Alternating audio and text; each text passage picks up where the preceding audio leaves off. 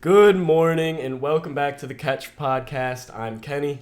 To my left is Colin. What's up, everybody? And all the way down there, all the way down there is Patrick. How we doing? Good morning. Hopefully no one at my work sees this. Before we get into pod number 11, we should probably tell them what happened in those 2 weeks, why we weren't uploading in 2 weeks. All right, Pat, you want to tell your side of the story first? It's kind of a long story. Well, not really. Not really. Story. I went away to Europe, Scotland, Switzerland, saw the PGA Open. Mm-hmm. Congratulations to Xander Schauffele, who won it. And then my flight got canceled, so I was like 4 days late to getting home, which was a shame. We wanted to pre-record one, just couldn't find the time. And then, right after that, I got sick with COVID, so we couldn't upload the following week either. But we're back. You have COVID too? Events. We're back. Oh. We're like Cam Newton. And we're back. I'm back. All right, but anyways, today we're not focusing on NFL necessarily. We're more focusing on college football. We're going to be talking about two upcoming college football prospects that are destined to ball out, and most likely will be taken in the NFL draft this upcoming year. And we will be looking into one freshman prospect that could make an impact for their team. Anyone want to go first? I think Pat should. Oh, okay. I'm nominating him. All right. Well, I'm going to start off with one of the more well-known guys on my list, Ollie Gordon, by far and away the number one running back in the nation, probably going to be a top 10 pick. Really? As a running back? Ollie Gordon's the best running back we've seen. I know he was good. I honestly didn't know he was that good. I believe last year he had 1,800 yards, 21 touchdowns just on the ground. And one of the interesting things I want to say with Ollie Gordon is before last year, it wasn't like he was a bona fide name. He completely came out of nowhere. So when I'm talking about these freshmen later on in the podcast, when we all are, I think that these freshmen could represent players like Ollie Gordon, where they just absolutely blow up out of nowhere. So I'm looking for him to have a similar season this year, and then probably get drafted top 10 overall, in my opinion. I think he's probably the best offensive prospect in the draft. Mm-hmm. That's a true argument. And if I'm trying to think of a player comparison I could give him. Yeah, I did tell you guys earlier that I was doing player comparisons. I'm trying to think of one like right on the spot. No, it was hard for me to come up with. Know what I'm going to go with? What? Breece Hall. Breece Hall. Really? Breece Hall. Because he has some receiving upside and he's very elusive. And he's not like the fastest. Mm-hmm. But he can manage break tackles. Is he a guy? Oh, so I was just about to ask that. Is he a guy that can do both? Like he's fast and can break tackles in the same time? Yeah, he doesn't have like super breakaway speed like a Chris Johnson, but it's not like he's slow or anything. Okay. He's an all-around amazing running back. All right, Colin, you want to go next? Yeah, he started off on the offensive side of the ball. Both my players will be defensive players. The first player I'm going to bring up is Penn State linebacker, but really an edge rusher, Abdul Carter. He is 6'3", 259, so he has good size. His arms are super Don't die long. Over here. Yeah, he's a finesse move kind of pass rusher. He's super slim, I would say. He has really long arms. And he's not a guy that's going to beat you with power, but he has ridiculous pass rush moves, like swim moves, stuff like that.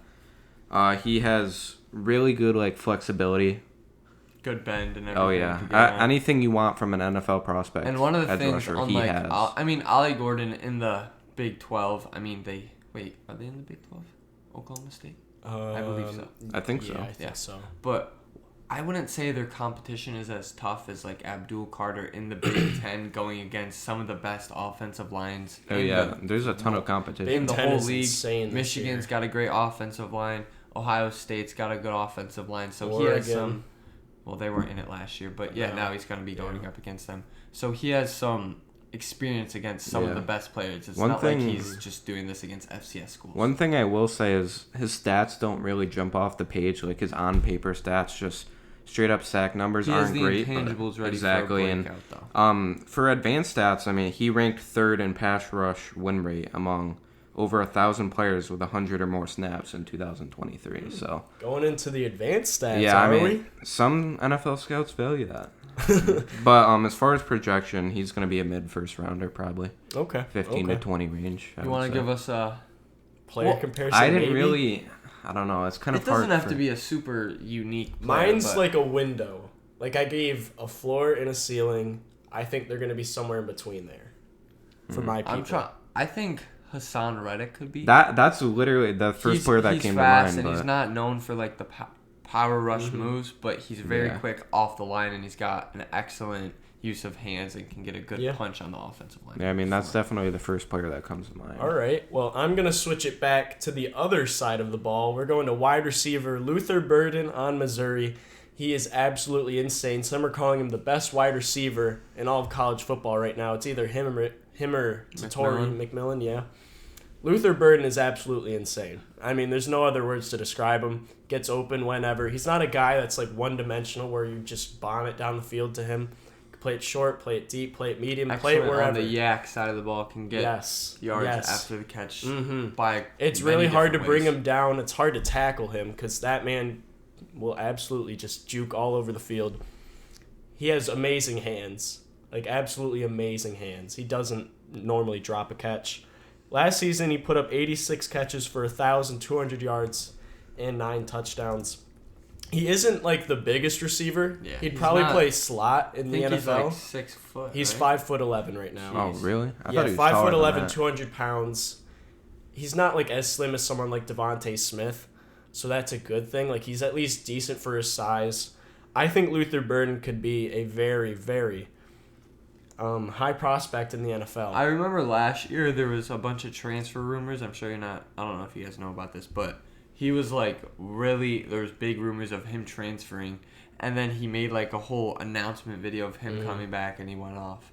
So I'm looking for him to do that. Well, I saw a video today of him like announcing his commitment to Missouri, and everyone was flipping out. Like he chose Missouri over teams like Georgia and Alabama. That's also the thing that I want to talk. Was he a talk about 5-star? Missouri? Yeah, Missouri isn't like.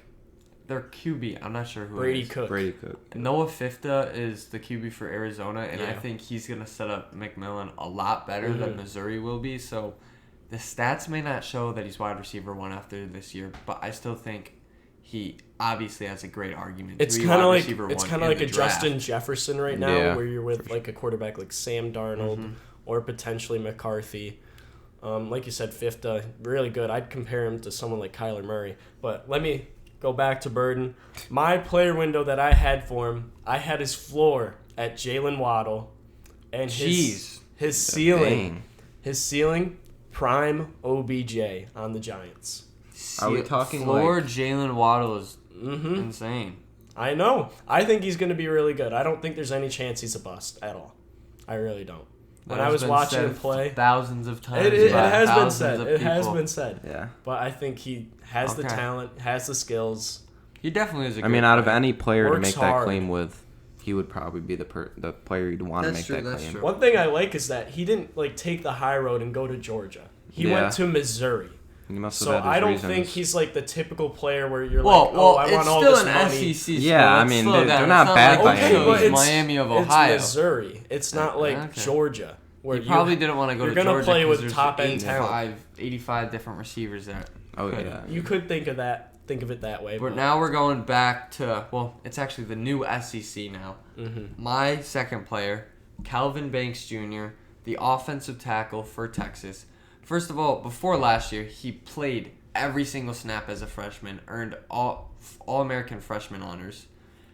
And think about it, he was blocking for Bijan Robinson, and Bijan went off as a freshman.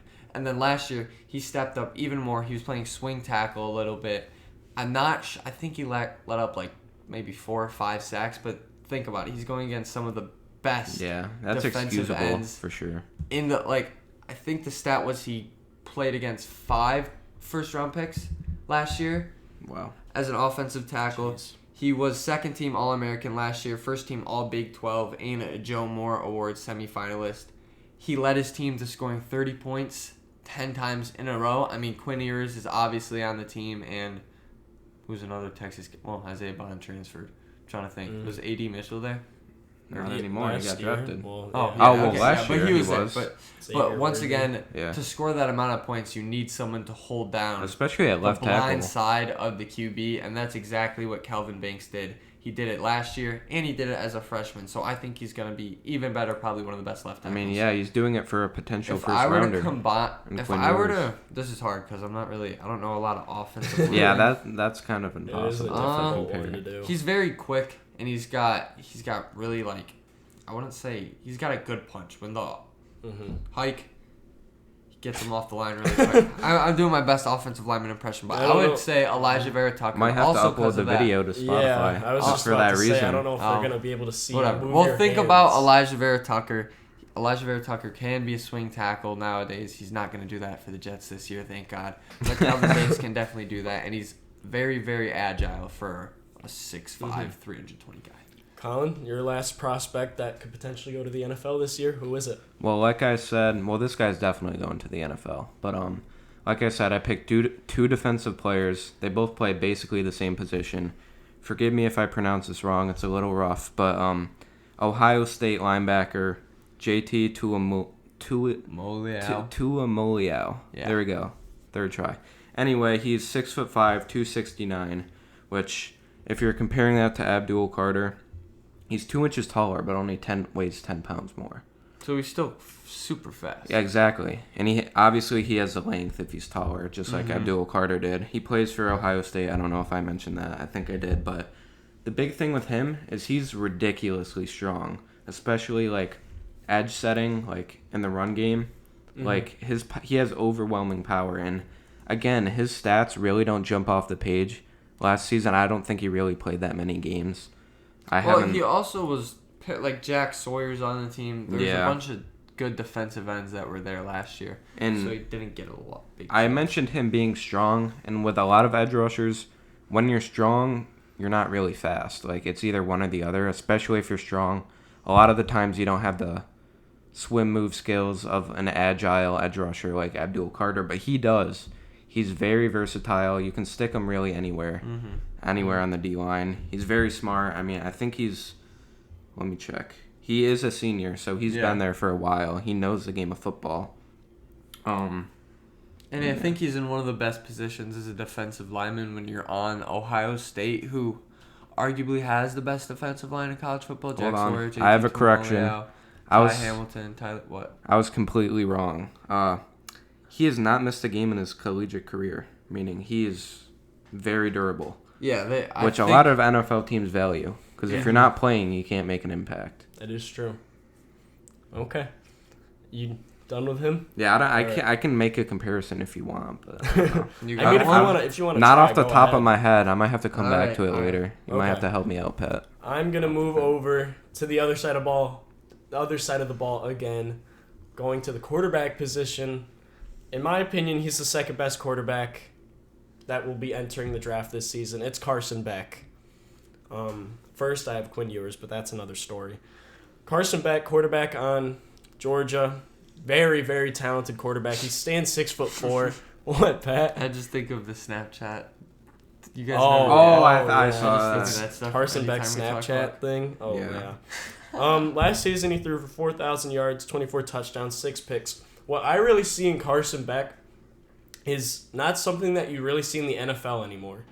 In the NFL, you see people rolling out of the pocket, trying to make a hero play deep down the field. Carson Beck stays in the pocket. He doesn't really move around as much. He can move. He's mobile, but he doesn't really choose to. And he normally targets the ranges of like 5 to 15 yards. He doesn't really sling it deep downfield is what I saw.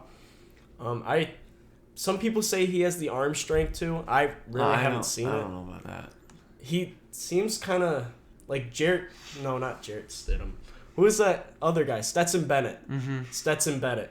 But I think he has a lot more potential than Stetson Bennett. I mean, think he's he has huge. a little bit to prove, even though He does, I know yeah. he's on Georgia, but Yeah, some people for sure. definitely are going to make the argument A that lot he's of just people a are product valuing him as like of what's around him. yeah.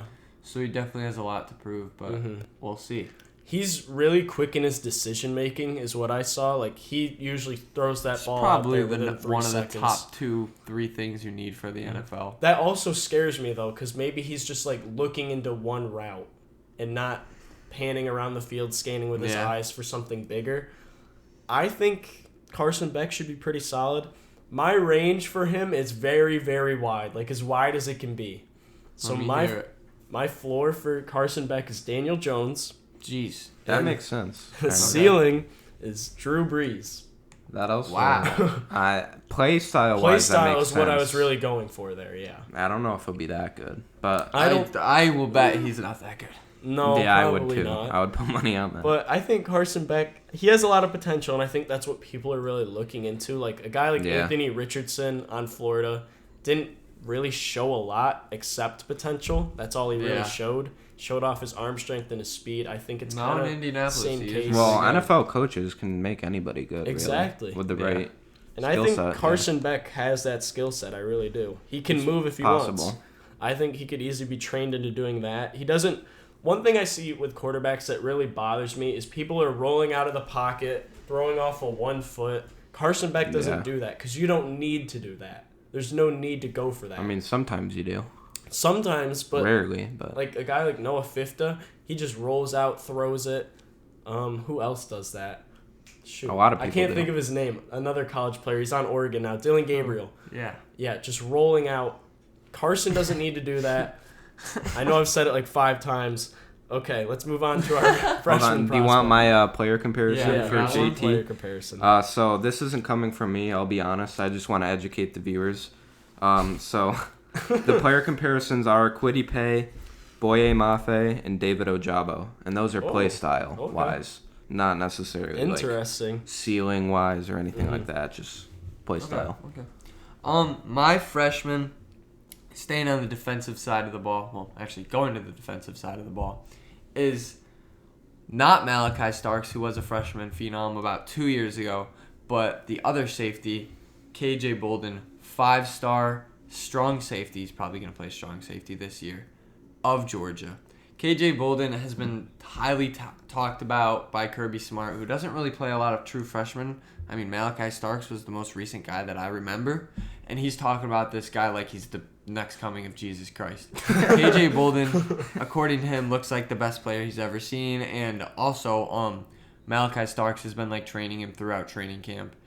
I wouldn't. The thing is with these freshmen, you can't like make a super broad like projection Yeah. on them because I'm they haven't not played a bothering with that. collegiate Yeah. Is he a true snap freshman? yet. Yeah, Yeah. he's a that's- true freshman at Georgia, and there's probably a 50% chance he starts.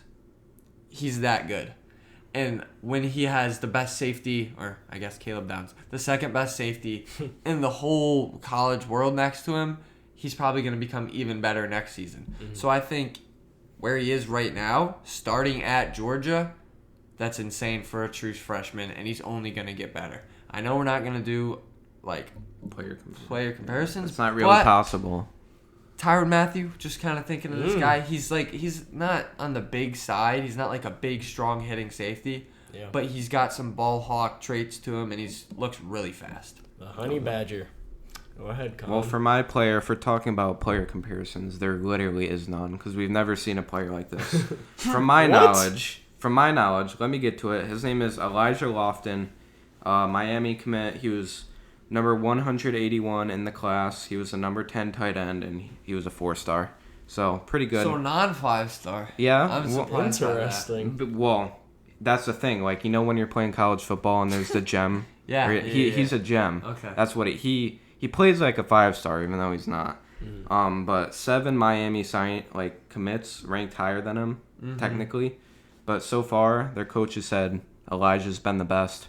What position is He's a tight end. He's Okay. massive. I'm talking like How not big? necessarily in height, but like thick body. Oh, Okay, that pause. don't clip that. Don't clip that. But Whoa. over like the off season and the spring scrimmages and stuff like that, he's played several positions. He's played running back. I know that for a fact. Obviously tight end. Pretty sure he's played He receiver. played running back? Yeah. That's crazy. Yep. He's played running back. Obviously a tight end. Mm-hmm. He's played receiver snaps. He With played. a guy like his size, is he starting as a true freshman? I don't know about starting, but I mean, I we don't gonna know see him on the Miami's field? roster. Yeah, definitely. I Okay. don't think he'll be redshirted. 6'2", 220. I mean, he is short, I guess, short enough to play running back, but He could be a receiver. he's strong. Yeah, he like, might be receiver. he could be. I mean, Yeah, the first thing when I search up his name, big-bodied prospect with broad shoulders and thick lower dude, half. he's huge, Interesting. and he plays huge too. But I Okay. just think that versatility is like.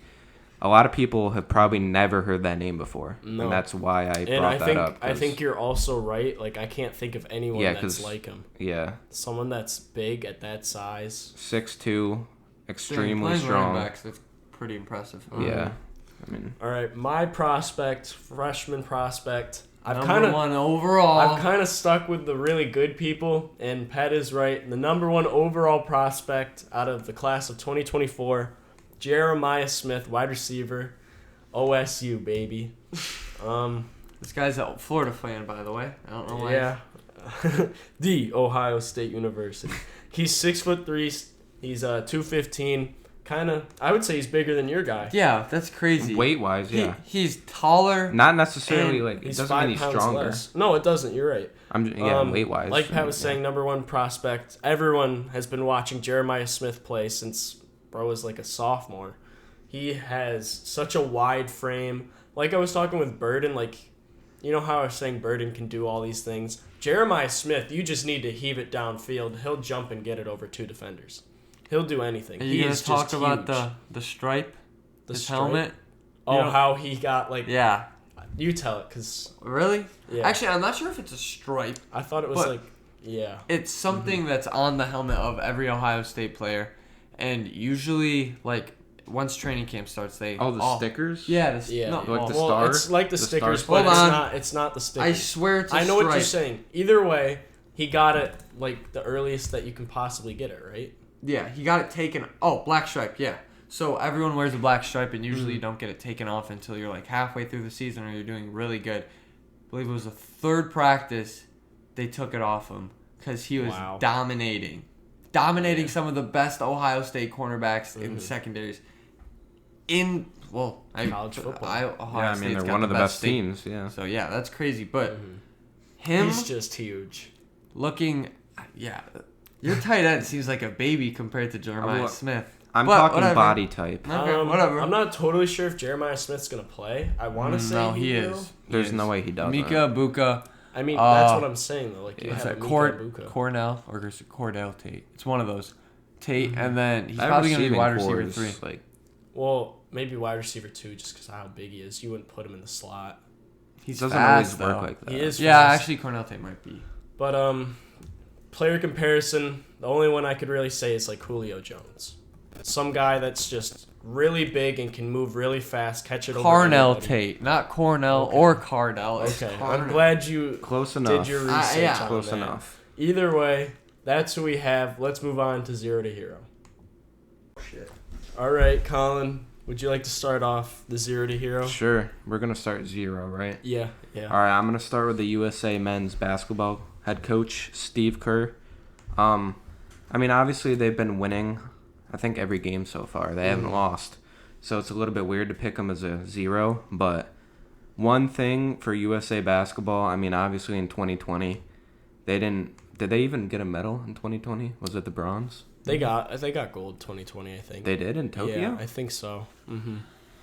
Yeah. Well, recently they've been a letdown. I feel like I can't. In FIBA. Probably in the FIBA. FIBA. Yeah, that might be what I'm Yeah, in thinking of. FIBA they had Thinking like of FIBA. no. I think they had 2 All-Stars. Yeah. Well, this is this Steve Kerr's first time coaching? No. No, he's been the coach for a been long the time. coach. Oh, well, either way, I mean, the one thing I personally have had an issue with his coaching is his lack of like consistency.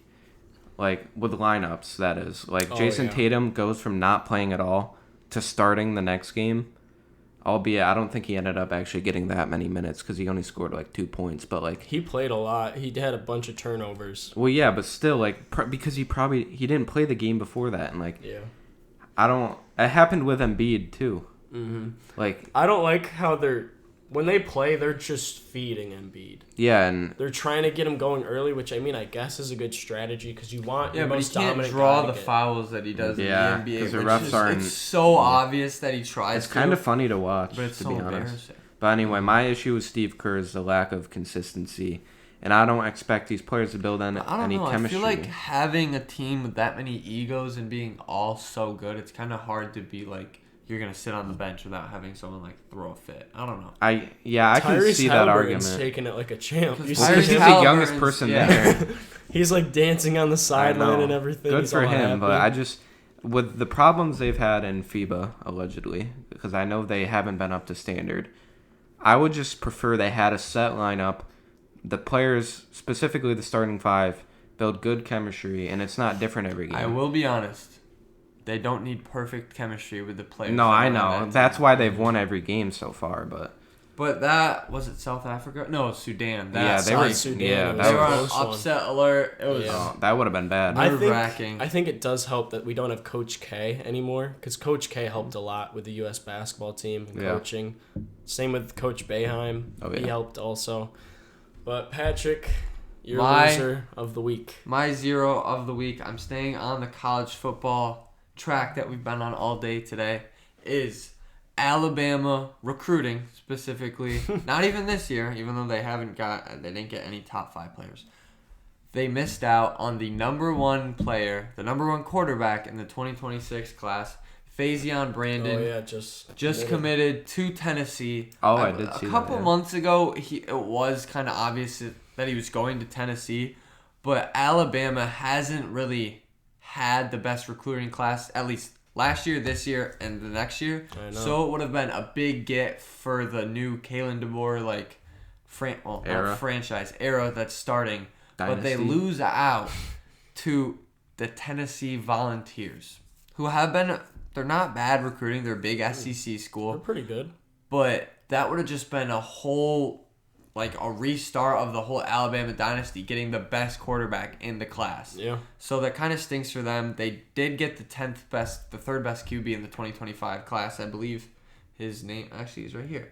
Keelan Russell, who is a 5-star. But once again, Faison Brandon's been talked about as being one of the best quarterback prospects That's a really cool we've name. seen in the last 3 years. Faison. Faison Brandon. All right, I'm going to close it for our zeros this time. I'm kind of sticking with what Colin was saying. The 3v3 basketball team, U.S. men's team, That's different players, but they went 2-5 in the Olympics. The star on that team, you would think, we'd send, maybe a guy like Anthony Edwards, yeah. some bench player on the NBA, maybe even someone from the G League. No, Peyton we Pritchard. sent Jimmer Fredette. Well, Jimmer that's Fredette not how always you plays guys. for the I don't big know if three, you guys pretty know sure. how this works, but you have to play 3-on-3 and have enough minutes to qualify. You can't just send anybody from the U.S. Yeah, they have to play the 3-on-3 league. They have to be which is certified, big and they three, have to right? play. Yeah, you have to play in the league, and you have to have had So, enough minutes get wrecked, in that league. Kenny. Okay, well, They either can't way, send NBA players. either is way, my point. we don't have anyone good for the 3v3 team. Today, we lost 21-6 to the Netherlands. The Netherlands. Who invented the sport of basketball, Patrick? Not Netherlands. Yep, the U.S. did. The U.S. did. History with Kenny. I think it's just sad that our 3v3 team sucks. It's not even just the men's team either. The women's team isn't doing I didn't good. even know there was a women's The team. women's to be team honest. isn't doing good at all. I'm pretty No. sure they're eliminated now, too. My thought process with that, with what I just mentioned, is why not bring in retired NBA players like Lou Will, Boogie Cousins. Jimmer Fredette is retired. Well, Boogie Cousins would go Better, crazy. like Boogie Cousins on the Olympic stage. That'd be bro. dirty. Either way, we need to be better in 3v3 basketball. This is a sport that should easily be ours. Yeah, I Easily. agree. We should easily be taking this. I feel Anyways, like it's not that. I let's don't know. move on to the heroes. I want Patrick, to. My go ahead. hero of the week, USA. Finally, I mean, they haven't been super impressive in the 3-on-3 basketball, but in women's swimming, Katie Ledecky cemented herself as probably the best. Well, no, the best Olympian swimmer of all time with her Female ninth Olympian female? over Michael Phelps? female Olympian. You didn't say female the first you time. just said Olympian. Oh, female Olympian swimmer. Okay. Probably a Okay. female Olympian. in I mean, general. she could be Ninth in gold medal. there. Michael, Don't say that. Ninth gold medal, her 14th medal overall, as she breaks the record for most medals by a swimmer, beating Jenny Thompson, who had 13 or 12. I'm not sure because I think she won 2 in one day. She did. But Katie Ledecky, she won it in the 800 and in the 1500. So That's a crazy distance. Like, it's she's- hard for me to wrap my mind around that. That's her first and second best race, 800 meters and then 1,500 meters, which is crazy long. Yeah. I As can never she dream of is doing that. basically carrying women's swimming at least, Mhm. but that's what she's been doing for Is the this last. probably the last time we're gonna see Katie Ledecky in the Olympics? I would. She's what, She's- 27? Yeah, she's gonna be 31 next time. I'm not gonna give her an expiration date on what happens because she's the best women's Yeah. swimming athlete we've ever seen. I wouldn't put her. She probably could make the Olympics again. I don't know if mean, she's gonna win gold again. Yeah, She won I agree her with that take. 1500 event by like 20 seconds, right? I doubt 4 years of age Yeah, will 4 make years up of age, 20 I don't know if seconds. it's gonna be And she's 20 gonna be seconds. training her butt off the whole 4 years. Yeah. She's not gonna stop. I mean, she's won gold for the 800 She 4 could probably- years in a row. She's probably gonna look for year 5. I mean, once she actually loses in the Olympics, then we can call it quits. But I think she'll be there. Yeah, that's a 4 good years. point. Didn't I don't know if Michael- she's gonna be Michael amazing. Phelps went like till he was like 30, didn't he? Yeah, his last was 2016, maybe. Wow. I think you're right. Colin, go ahead. You're gonna close it off. All right. I mean, I don't remember what you have to say. Mine. Actually, I'll go because mine's kind of Oh, tiny. okay. Mine is Tristan Wirfs getting absolutely paid. He is the highest paid offensive lineman now in history, racking in $140 million over 5 years, I believe. That's just insane. That's kind of crazy. and he for a deserves it. Tristan tackle. Wirfs is a very solid Yeah, he does. offensive lineman. Michael Phelps, last competition, 31 years old, Olympics. Okay. 2016, Well, there we go. won Katie 5 gold Ledecky, there medals. is a chance. He There won we go. 5 golds when he was 30. Damn. That's crazy. But either way, Tristan Wirfs, congrats to you for getting absolutely paid. I'll take $1 million off your hands if you would like. Go ahead, Colin. I would also like some, but my final hero of the episode is Jazz Chisholm Jr., new Yankee. Oh my gosh, the Yankees! I hate the Yankees. Really? Yeah, It's funny because I brought you to a game once. Yeah, I know. You hated that? Interesting. I'll just have to jot that All down. right. But Don't say that. Anyway, Don't tell your parents. in his first 3 games, he hit 4 home runs, absolutely propelling. What? Yep. Holy He hit crap. 3 home runs in 24 hours. Oh, yeah, I saw that. Yeah, That's yeah. crazy. In what, 2 games? Yeah. Yeah, okay. Jeez. He hit 3 in 2 games, and then he hit 4 in 3 games. Wow. Wow. And for the Yankees, they've been kind of sluggish recently. The trade deadline just passed for MLB, so they kind of needed to bring some energy onto the team. And if there's any player in the MLB with energy, it's Jazz It Chisholm is Jr. Jazz And Chisholm. I don't know if you guys saw his first roll call, like how they do in Yeah. Yankee Yeah. Stadium. He did the step back jumper. Really? Yeah, and That's the kinda stadium cool. went crazy. The stadium was loud. Dang, loud as you Yankees can World imagine. Series, Colin. Prediction right now. I don't think we'll make it. It's been a while. You but won't even make it. no. How good? I mean, are the Dodgers good? I don't know baseball. I really haven't looked at the standings, to be honest. Astros maybe again? Who They knows? I they hate haven't the done that Astros. good, I feel like. Really? Maybe I'm wrong. All right, well, that'll do the it for Phillies us. are crazy. Oh, yeah, you're right. That'll do it for us today. Colin, would you Thank like to you close for it out? tuning in. All right, I'll close out, I guess. Thank you, everybody, for watching. We'll catch you on the next one. Peace.